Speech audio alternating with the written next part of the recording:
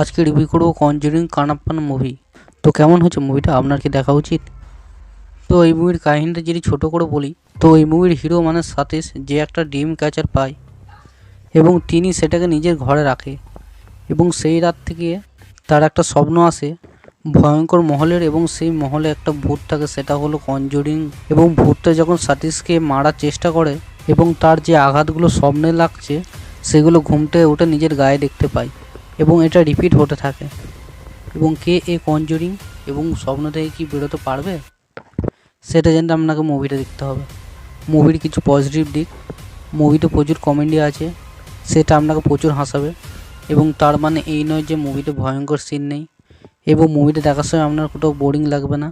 আর সব থেকে যে জিনিসটা আমার ভালো লেগেছে সেটা হলো মুভির কনসেপ্ট, এবং সবার অ্যাক্টিং খুবই ভালো ছিল। আপনারা যদি দেখে থাকেন তো কেমন লেগেছে কমেন্টে লিখুন, এবং না যদি দেখে থাকেন তো দেখতে পারেন, আশা করি ভালো লাগবে। আর এরকম ভিডিও পেতে লাইক শেয়ার সাবস্ক্রাইব করে দেবেন।